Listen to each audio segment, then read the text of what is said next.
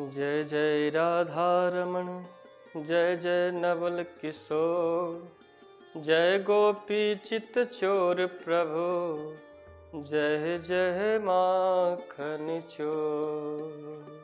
भक्त भक्ति भगवंत गुरु, चतुर नाम बपुवे, इनके पद बंदन किए, नासे विघ्न अनेक। बंदौ गुरु पद पद्म परागा, सुरुचि सुभाष सरस अनुरागा।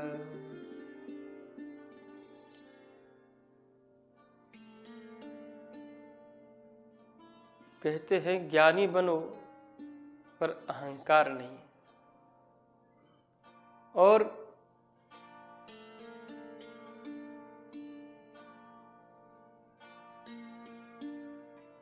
दयावान बनो कमजोर नहीं। ज्ञानी बनो पर अहंकार नहीं, दयावान बनो पर कमजोर नहीं। क्योंकि अहंकार जो है प्राणी को पतन की ओर ले जाता है। अहंकार हमेशा व्यक्ति को सर्वमूल नाश ही कर दिया है। अहंकार में जो डूब जाता है। ज्ञान व्यक्ति को सर्वोपरि कर देता है, बहुत अच्छे स्थान पर पहुंचा देता है। लेकिन उसी ज्ञान के साथ में यदि अहंकार हो जाए तो वही ज्ञान जो है उसे नाश की ओर ले जाता है। रावण के पास बहुत ज्ञानी था, पंडित था, लेकिन अहंकार होने की वजह से उसने अपने ज्ञान को दुरुपयोग किया। इतने समझाने के बाद भी विभीषण जी समझाते हैं, काम क्रोध मद लोभ, नात नरक के पंत, सब परिहर रघुबीर ही, भजहि भजहि जहि संत। विभीषण जी ने कहा, हे भैया, हे भ्राता, काम क्रोध मद लोभ जो है, ये जो अहंकार है, काम क्रोध मद लोभ, ये जो है मनुष्य का जो ये 5 साथी है, ये बहुत ही खतरनाक साथी है। इनसे बच के रहना चाहिए। इनका संगत जो करता है उसका पतन हो जाता है, उसका संहार हो जाता है, इसलिए त्याग दो।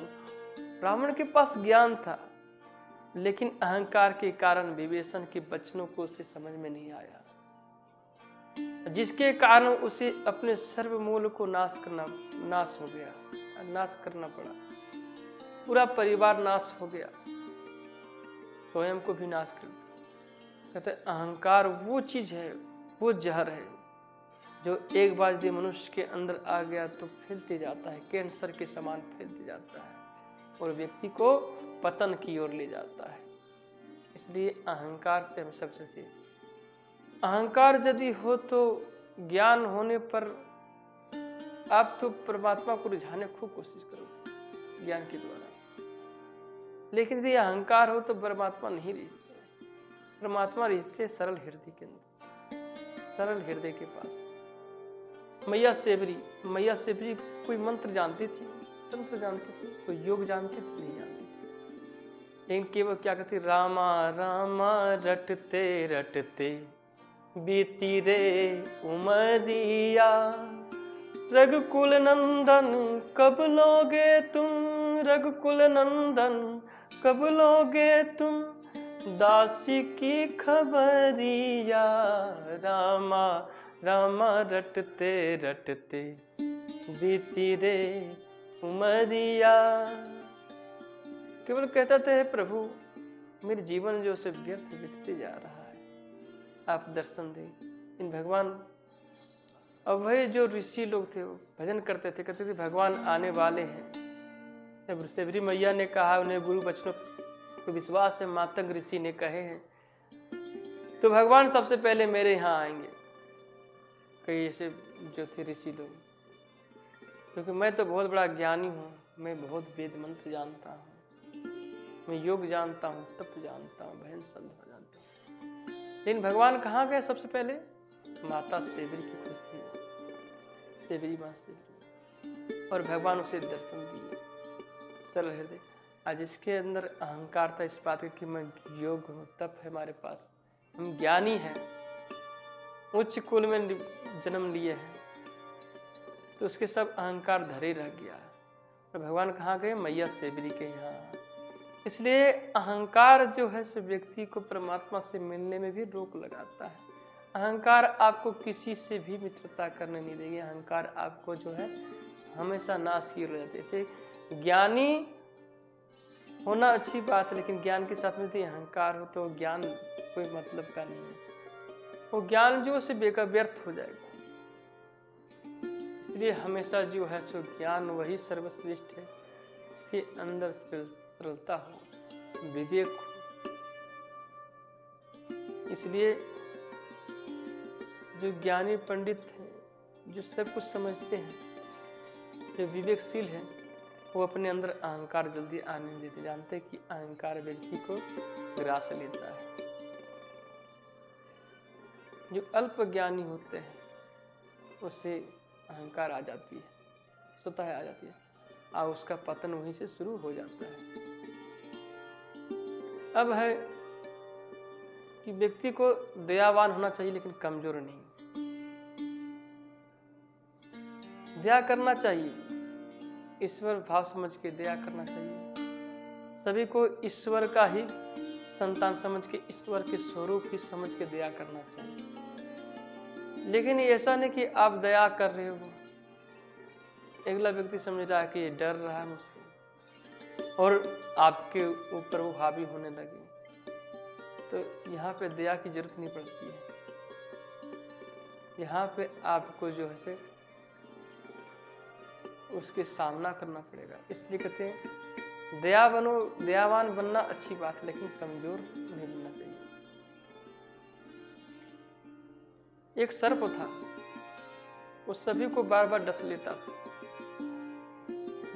था। तो एक महात्मा जी गए उस गांव में, बोले महाराज यहाँ पे एक सर्प है, सभी को डस लेता है, क्या करें?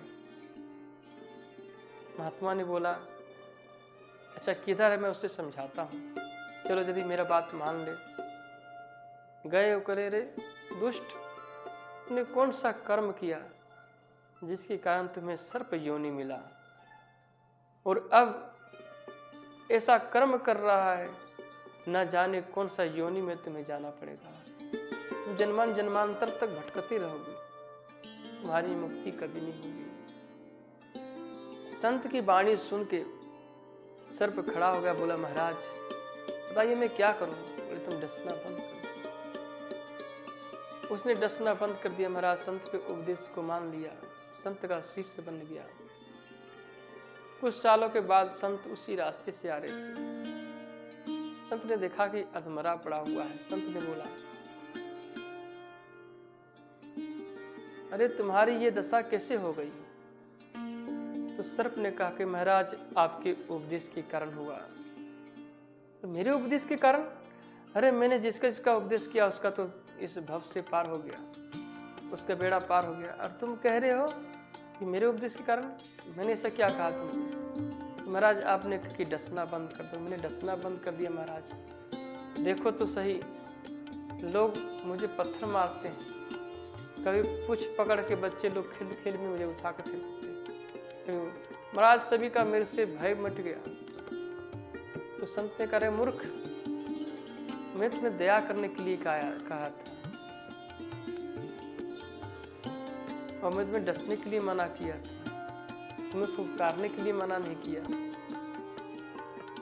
तुमने तो फुफकारना ही बंद कर दिया, इसलिए तुम्हारी दुर्दशा में तुम्हारे कर्म का। मनुष्य को जो है सो हमेशा विचार के ही कार्य करना चाहिए, शास्त्र युक्त करना चाहिए। दयावान बनो, कमजोर नहीं, क्योंकि कमजोर व्यक्ति की वीरता को मार देता है भगवान। इसलिए श्री कृष्ण ने कहा कि अर्जुन तुम दयावान बनो, लेकिन दयावान सभी जगह पे नहीं जरूरत पड़ता है। तुम्हें यहाँ पे गांडी उठाना चाहिए, युद्ध करना चाहिए।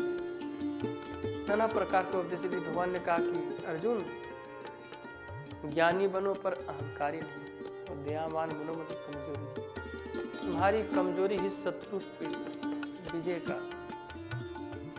परचम बन जाएगा, विजय का कारण बन जाएगा। इसलिए तुम दयावान बनो पर कमजोर नहीं। मेरे वचनों को अनुसरण करो और युद्ध के लिए तैयार हो। जय श्री कृष्ण।